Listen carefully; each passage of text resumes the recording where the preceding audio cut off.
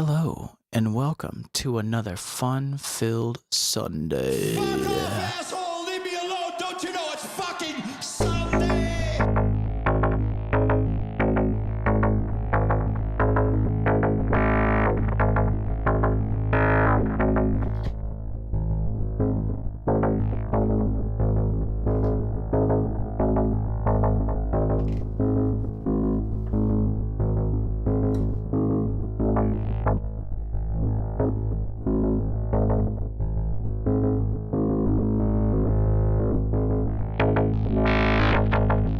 Those low-pass skates are amazing. More West Coast oriented around Don Buchla modules.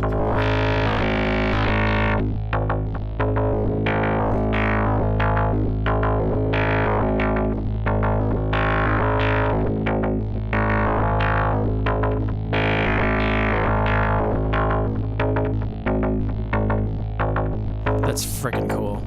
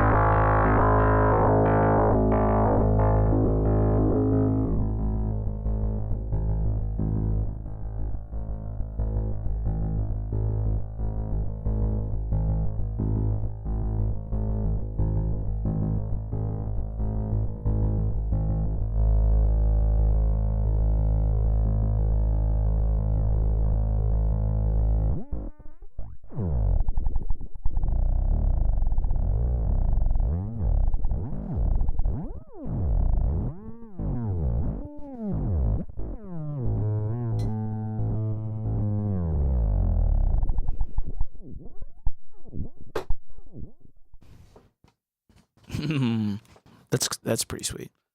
So today's episode is going to focus on reactor blocks units which have sequencers and things that are sequenced and somewhat comprehensible from a notes perspective and from a theory perspective, and somewhat incomprehensible just in terms of how things work, and just getting to a place where I'm slightly comfortable but slightly uncomfortable as well creatively.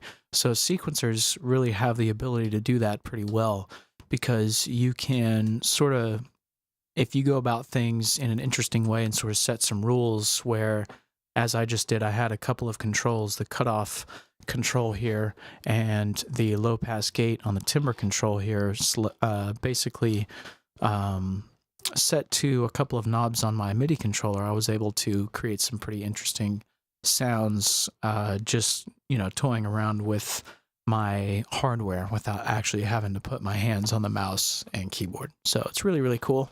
And I want to basically start by kind of building on some of the concepts we've already looked at, building in reactor blocks, and sort of building upon that to add elements which are sequenced. So I'm actually going to open up the editor and start with a new blocks template. And I'm going to go ahead and jump into the edit view here and start working with the structure view and start eliminating things I know I'm not going to need, like the switch and knobs and scope. I'm not going to work with the scope today. I'm also, for today's purposes, I'm going to try to think a little outside the box and outside the comfort zone, which is not actually relying on the notes of my keyboard to determine what the pitch is going to be musically. So I'm going to actually delete the utility note in. If I decide I want it for something else later, like modulation control or anything like that, I can always add it back in, but I'm going to go ahead and delete it for now. What I am going to do is keep the clock in here and go ahead and use the gate from the clock, the internal clock, which I can control manually, in terms of the way the clock is divided and the actual speed or BPM of the clock, and its resetability, its ability to shuffle, things of that nature. It's really going to be pretty intuitive to set up some really interesting sounds from a sequencer perspective within reactor blocks using the clock. So I'm going to go ahead and do that. I'm going to open up my Finder view here, and I'm going to open up the library, reactor blocks, and I'm going to start by adding a couple of things I know I'm going to need. So, for example, I'm going to set up actually 2 lanes of basically 2 parallel synthesizers with 2 parallel sequencers running side by side with one another. So I'm going to add some of the things that are going to be different are the oscillators that I choose and actually the filters that I choose. So I'm going to go ahead and add a couple of things that I know I'm going to need, such as a ADSR and a VCA. And I'm going to go ahead and call this 1, just to make things really clear when I need to go inevitably back to the panel and organize the mess, which I may just go ahead and save till doing all at once. So I'm going to hook up the output to this envelope to the modulation A source of the VCA, and I'm going to go ahead and dial that up to 11, 100%, you know what I mean? And I'm going to go ahead and use the gate input from the clock to receive the gate signal, or actually I'm just going to send the gate signal from the clock to this envelope. And then I'm actually going to duplicate it. So I'm just going to hold down my Alt key and create another one of these guys and call this 2, because I know I'm going to need both of these eventually. So I'm going to go ahead and create them both now so that they are ready to receive the signal, basically at the output stage. So that's kind of what this is. And what I'm also going to do is mix these signals. So I'm going to go to, I think it's the utility menu, and yeah, here it is, the mix 4. I'm going to add this. So this is a pretty versatile mixer that basically can take up to 4 signals and go ahead and mix those signals down to a stereo signal. So drag this a little over and start connecting everything up here. Just kind of clean things up. And now I'm going to go ahead and hook up the output of the VCA to the mixer.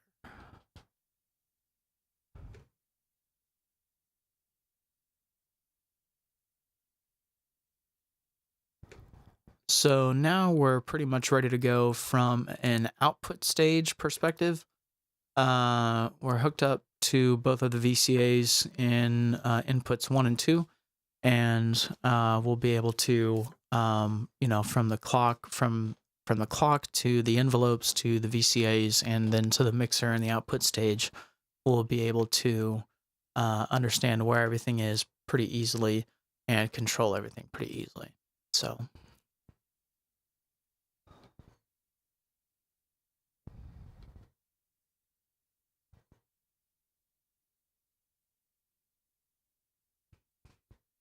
There we go. And now what we're ready to do is start adding the fun stuff, the oscillators and the filters. So for today, I'm going to go ahead and stick with one of my favorites. It's a very simple one, but very versatile one. The Bento box oscillator has 4 different types, and you can actually output each of those types if you want to, just out to various places. So for example, I could take the sine wave output of this oscillator at any point in time and run it out to the FM inputs of any sort of, any sort of other oscillators or filters or other things. They could be other modulators that have FM input. For the other oscillator, I'm going to choose, let's actually go with the Monarch. This is another favorite of mine. So we'll go with the Monarch here. And we're going to go ahead and for now, just understand what's what, we're going to output these to the VCA. I know we'll probably unhook that later, but just to help me understand where I'm at, we're going to go ahead and hook those up. Now what I'm going to do is choose the filters I'm going to use. So this is going to be interesting. I'm going to use a filter I know that I like, that I've used quite a bit. Let's try to find where it is. The driver, no. Kodiak, modern, there it is, the Paul. So the Paul filter is really cool. I'm actually going to hook the output of the synth to the Paul and then hook the output of the filter to the VCA here. And then for, you know what I want to do though? I kind of want to use the Monarch filter, but I sort of want to mix and match and just do some things that are a little bit unexpected, may not make a lot of sense. So I'm actually going to look at, I'm going to actually hook up the Paul to the Monarch oscillator, but I'm going to look at the Monarch filter and I'm going to use that with the Bento box. Here we go. Cool stuff. And now we're looking pretty sensible in terms of what is patched to what so far. I'm actually going to use the output of the Monarch and set that to the FM input of the oscillator, as well as the FM input of the filter for lane 1. And then I'm going to use the sine output of the Bento box and use that for the FM input of the Monarch and the Paul filter for lane 2. So now we're actually got some FM going on too. So we'll keep those hooked up just to understand what's what for now. And let's go ahead and take care of renaming things. Let's see.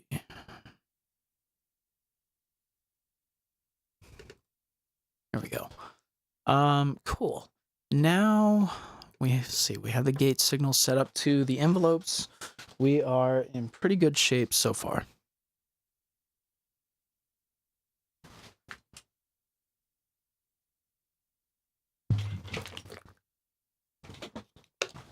Now what we're going to do is we're going to go ahead and we're going to add some sequencers. So now is where shit gets really cool. So I'm going to try to select everything if I can. Just try to move everything out to the right just a little bit and give us some room here. Now what I'm going to do is I'm going to add 2 really powerful sequencers. And I know I'm probably looking like a complete mess up here right now, but we're going to fix this here in a little bit. So for right now, we're just going to focus on bringing in the elements that we need for pitch. So we're going to use these sequencers and the modulation paths to actually control the pitch of basically the musical elements, you know, like what pitches these oscillators are ringing out at, as well as the modulation steps that we can send throughout the system, powered by 4 mods and 8 steps. So I'm going to go ahead and hook in, well, before I do that, I'm going to send the gate from the clock and make sure that we are hooked up from a gate perspective to both of these things. And then I'm not going to hook up anything in the pitch. I'm going to let 8 steps work completely 100% on its own to determine what pitch I want each of these oscillators to ring out at. And we're actually going to set up the step sequencers to play basically the music that we're going to hear. I will go ahead and set up the reset. And that way we can go ahead and hit stop and play pretty easily. Here we go. And then what I'm going to do is I'm going to start. I don't want to patch together anything in terms of modulation or pitch yet, because before I do that, I know I'm going to need this for my second lane as well. So I'm actually going to duplicate this entire setup from 1 into a 2-lane stage and go ahead and label And then what we're going to do is go ahead and patch everything in terms of pitch and gate. So one lane 8-step is going to control the first lane pitch, and then the second lane 8-step is going to control the second lane pitch. It's pretty straightforward. And then we're going to use the gate instead of from the clock. We're going to use the gate signal from the 8-step, and we're going to use that for the gates at the output stage. And the reason we want to do that is because, yes, we could use this, but we also want this, I believe, and we'll, as I've kind of said before, I know a little bit about this stuff, but not a great deal, and I'm trying a lot of this stuff out for the first time, so we really will find out if this is going to work. But at the moment, we're going to go ahead and stick with using the gate signal from the 8-step, which will go ahead and carry out, it looks like, the velocity information by the varying gate strength. And because we're sending the gate in through here, it should be relatively, patched through and basically receiving the same signal in terms of the speed and the division. Now, one thing I want to also add, just to make the clock divider on the utility clock here a lot more powerful, is add a secondary clock divider for both of the lanes, which will allow us to basically set different speeds very simply without having to use a second utility clock and have to run 2 clocks at once. So it basically takes the clock divider that's already built into the utility clock and divides it even further. So what we're going to look at here is the clock divider, and I'm just going to try to find where that thing is because I'm not 100% sure. Here we go. Digilog clock divider. So I'm going to drag these things out just a little bit over this way, and we're going to look at the clock divider, and we're going to send out the gate signal from the clock divider 1 path into, and this is from division 1, and from 2 path from gate 2 or division 2, we're going to send this out to the 2 path. And we're instead going to patch the gate signal from the clock divider directly into the clock divider here. And we'll let the clock divider from this utility clock basically determine the rate that the signal is divided up. And how this works, very interesting to understand, but it's pretty simple. You basically take the clock divider that's already built into the utility clock. Say it's set up in the 16th at 100 BPM. So it's going to be sending signals out throughout the entire system. Wherever you have it patched in at 100 BPM, it's 16ths of that signal, 16th notes of this beats, of this number of beats per minute, so this tempo. Now, if I have this patched into the clock divider, and I have gate 1 of the clock divider and gate 2 of the clock divider patched out to the rest of the synthesizer, and that means that the divisions in the clock divider that are relevant are going to be this first one, 1, and the second one, 2. Now what this means is you're basically dividing this internal clock by this division. So 16th notes divided by 1, it's simply passing it through at 16th notes. 16th notes divided by 2, it's actually dividing that in half, so that's an 8th note signal. So the division in gate 2 will actually be running at half the speed from the division at gate 1. And same with, as you continue further, goes to 4 and 8. So again, it halves it every single time. 16th divided by 4, now you're into your quarter notes. 16th divided by 8, now you're into your half notes. So you're able to send different divisions of this overall speed and this overall gate clock division throughout the entire system. So it just expands the capability of this utility clock, so it's really cool.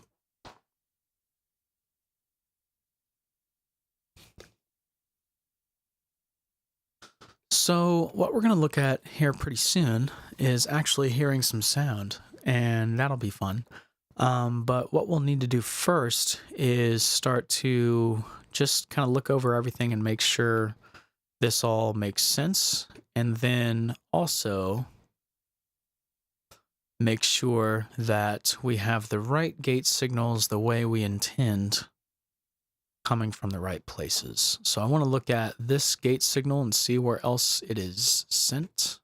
Looks like it's sent directly to the 4 mod, so yep, that's what I forgot there. And then we want to send gate 2. Oops, we want to send gate 2 to the gate of the 4 mod down here. And then, okay. So now it looks like the only thing that this gate is going to is to the clock divider, and then this clock divider is controlling the gates of these sequencers, as well as the gates of the output stage at the VCA. And that's what we want. I believe that's what we want. We're about to find out. So, you know, I think I've said multiple things over the course of the past few moments, but we're about to find all of this out as we hit play, and as we either get what we want or we don't get what we want. So this will be interesting. But what we're going to do first is do some rearranging of the panel, and that's really going to help things out. So I'm going to start by creating a first lane, and we're going to start with the step sequencer, I believe. Yeah, let's start with the step sequencer. And then let's bring in the oscillator and the filter.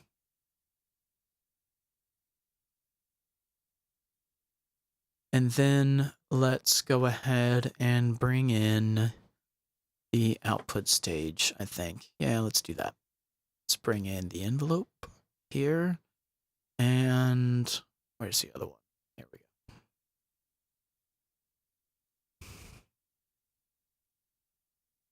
There we have it.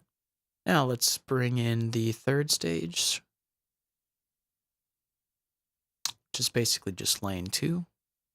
Try to set up as identically as I can.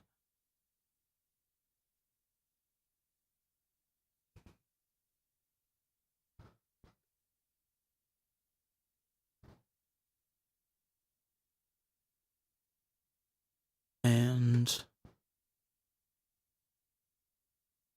go ahead and drag all of these things in.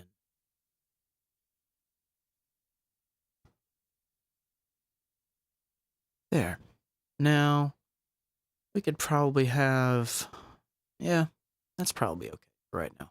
If we want to have anything else, we have a little space up here, but I think this is cool. We got our clock and our mix up top. We got lane 1, sequencer, oscillator section, and filter section, output stage, and lane 2, oscillator section. Now, to tighten things up, we really probably could just move the VCAs up here. Might tighten it up just a little bit, just to get really nitpicky. There we go. That's pretty cool. We'll stick with that for now.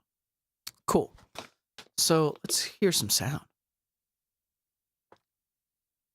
So I know for a fact that I want to do kind of what I'm concentrating on for right now in a D stage. So I'm going to set up something very traditional and very predictable on lane 1, and some random, slightly random modulation.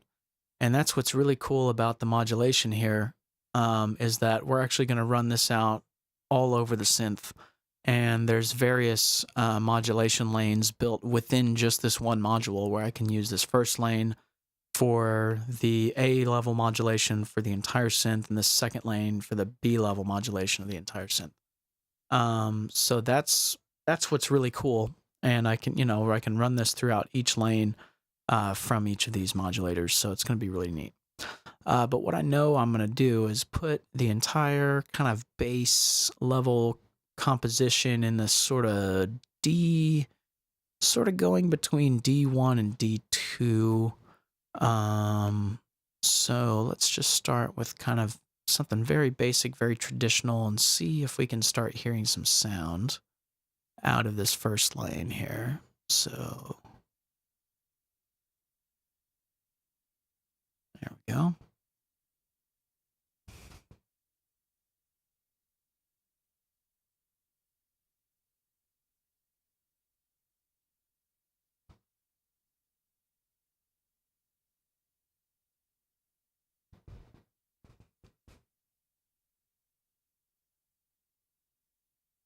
And you just got to take a moment. You just got to take a moment and just do it. You know, kind of whatever's in your head. Like, I know what this step is. I sort of know what the next step is. So I'm just taking these steps, and it takes a second. You do. It takes a moment. But, you know, hopefully what you have in your head translates to what you hear coming out of your headphones or your speakers. And when that happens, you know, you get goosebumps. That can be cool. So let's play something and hit mute on lane 2 and see if we hear anything. That's pretty traditional to what I would expect. Really cool. Really traditional. You know, that's about what I'm looking for. I think that'll do it. You know? If we look at this oscillator, I think I want to keep it, I think I want to keep it maybe in the sine realm.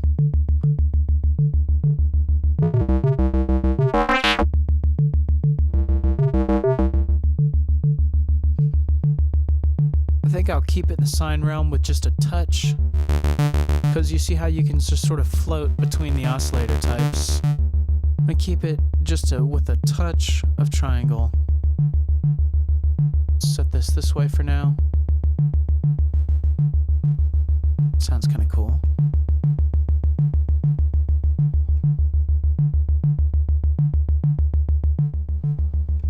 Yep, that's pretty sweet for now. And then in terms of the envelope, let's go ahead and set this up with something kind of tight. So I'm going to actually set the curve to that. You can change the curve shape just by clicking on it. Set it up to something a little pulsy. There we go. So this lane, we're controlling this VCA, right? It's doing just what I want it to do there. And it looks like this one's firing on all cylinders at half the speed as well, if you look at it closely. So that's nice. We know that we have some sound coming in number 2, it looks like, if we let it go.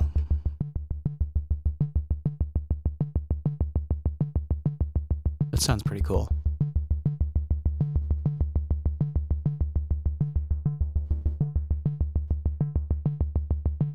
I think that'll work for that. And then now let's hear what we got in 2. No. So we have sound, but what I want to do is I actually want to somewhat play a triad in that sort of classic triad shape.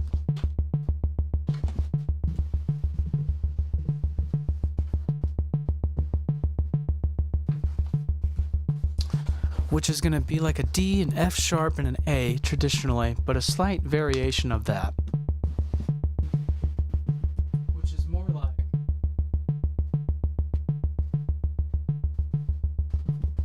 Which is more like a D, an F sharp, and a G sharp. That's what I want to try to do musically over the top of this, and in a variation that sounds kind of cool. So that's what I'm going to go ahead and set up here. I mean the root obviously is going to be the D. We like the D. And then what did we say? We said D and it looks like F sharp, right?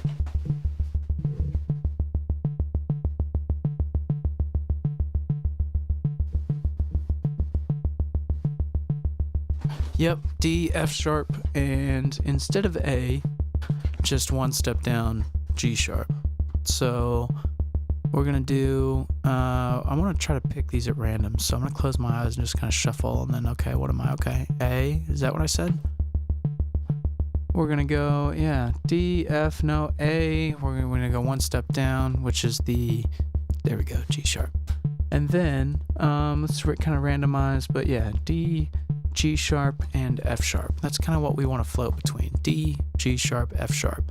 And I want to randomize the order of these things. And I know that I want to fire all of them, but I don't necessarily want I don't want to really choose the direction of this, the number of steps, and I don't want to choose the note pattern in a very detailed or well thought out way. I just want to try to randomize it. So we're going to go between D, G sharp, and F sharp, we know. So I'm going to kind of just thumb through, and what do I see? I saw an F first, so we'll go F sharp. Okay, that's pretty cool. D, G sharp, F sharp to start with. Let's try to randomize here. What do we got? Okay, there we go. A, so there's another G sharp. What do we got here? Close. Okay, that's a F, so we'll go F sharp. Come on, there we go. What do we got? Just maybe throw another root in here. It's been a minute since we've got a root, so we'll give them the root and the radical. And where are we at? D. I want to give my D. I want to give it a little high note. D3. And then there we go. G sharp. And then we'll say, what did I say? Not C sharp. There we go. Okay, F sharp. Cool. Saw that. Now it's 4. I don't want it to get too high, so we'll go with F sharp 1. There we go. So now I'm going to choose a number of steps randomly. I don't know that I want 8 steps, so I know that I took time to program all 8. If we land on 8, cool, but I'm going to try to land somewhere in between. So we'll just kind of shuffle this around. What do we see? 3.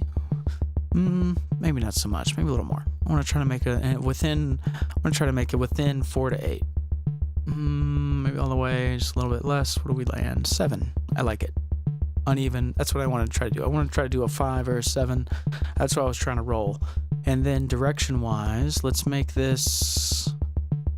That's actually cool. If we actually, that's actually cool. If we just randomize it in general, then that will actually just, so we have 7 steps, and whatever note comes next is completely random. So I actually really like that. So now let's fade this guy in and just set something a little interesting in terms of the punchiness. What do we got here? And let's fade this guy and see what we got.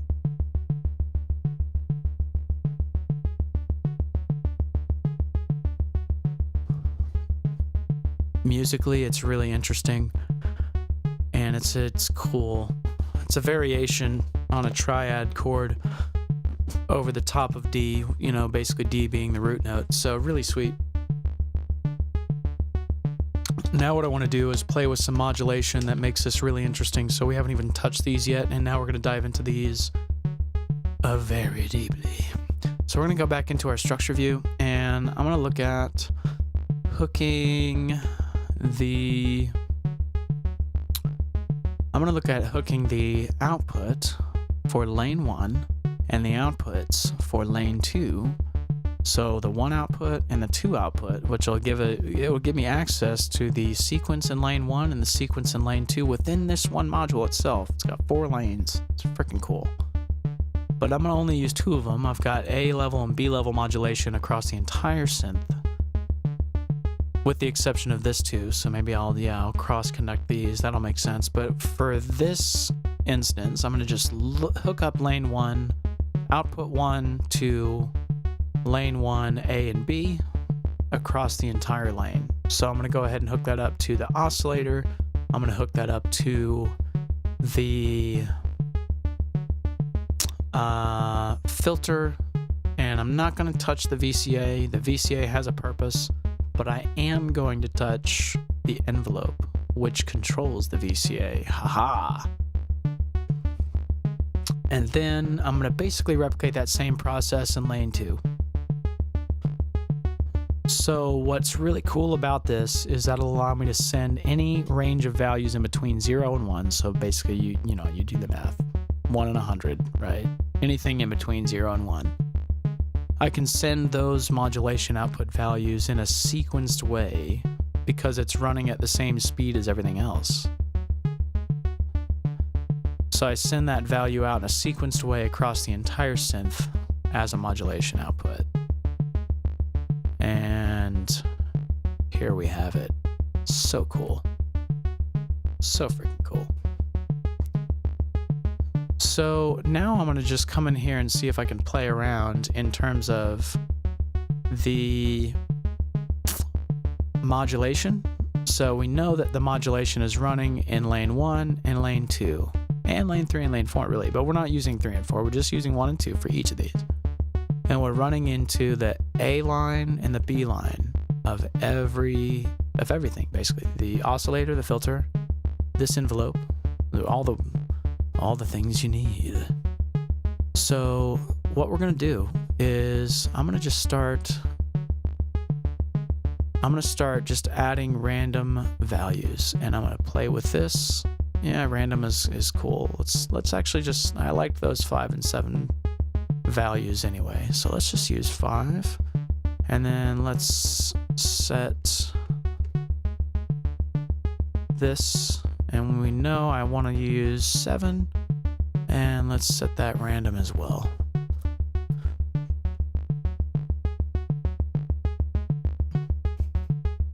So that was on 2, and now we have nothing on 1. Let's go ahead and set some values for 1 as well, because remember, we have a 1 lane and a 2 lane just within this one module, which means I can control the A level and the B level modulation. Now you see we got blinky lights freaking everywhere. So cool. Very much coolness. And now I can control some glide. I don't know if I want to control it in glide.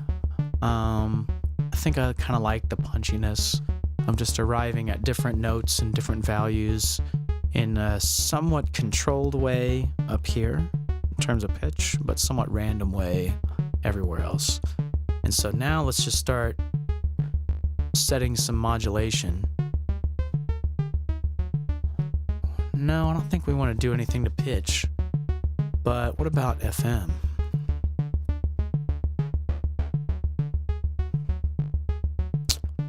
Or cutoff?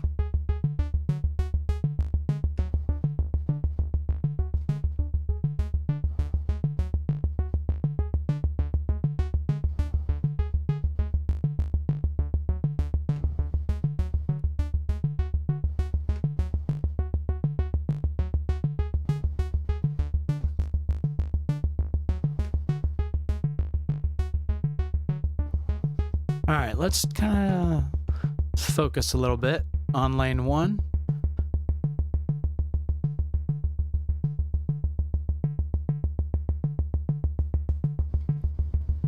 That's pretty sweet. We have 2 things acting on it at once. What happens then? What does it do?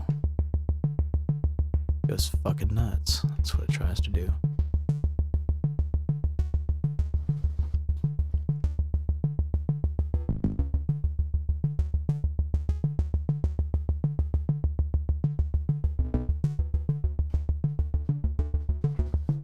Oh, pretty cool.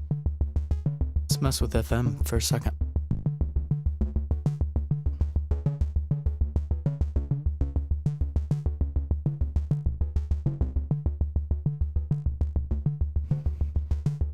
That's pretty sweet. But the wave shape.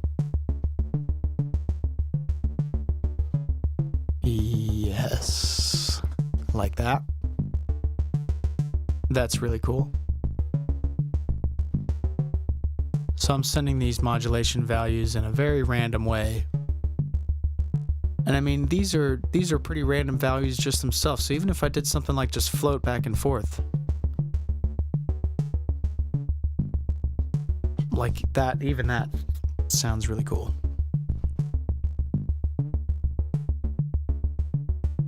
Cool. Now let's focus on the other guy for a minute.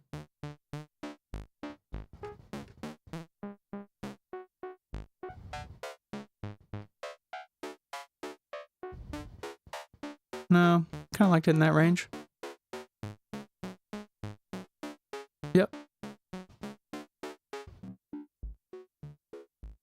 I actually kind of like that. Yep, kind of an in-between.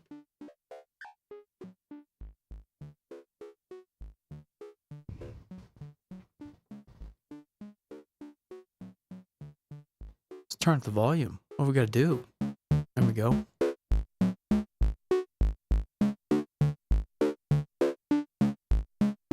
Got some low notes. Let's fix that. I like that G sharp a little higher. Where are you? Let's do a 1. There we go. That's cool.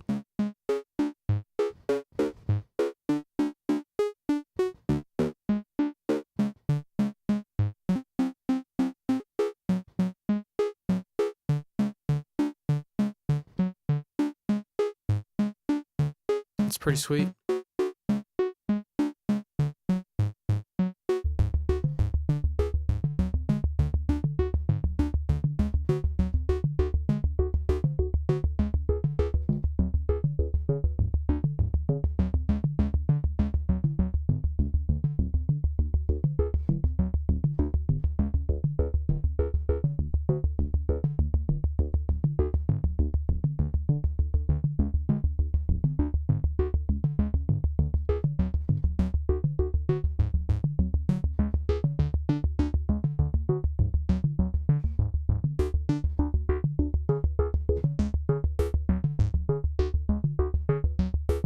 Hell yeah.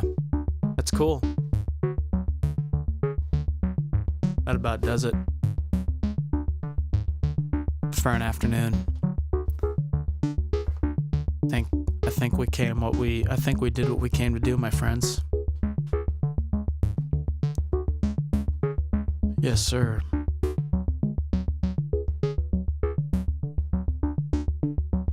I set up some rules.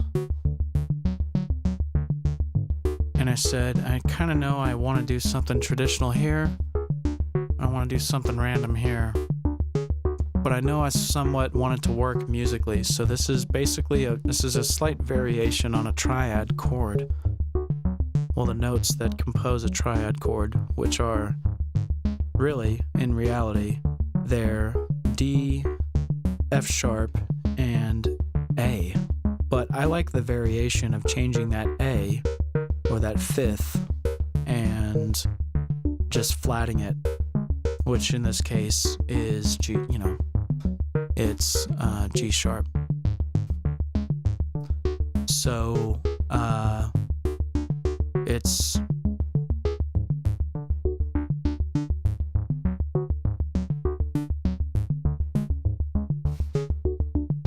really cool.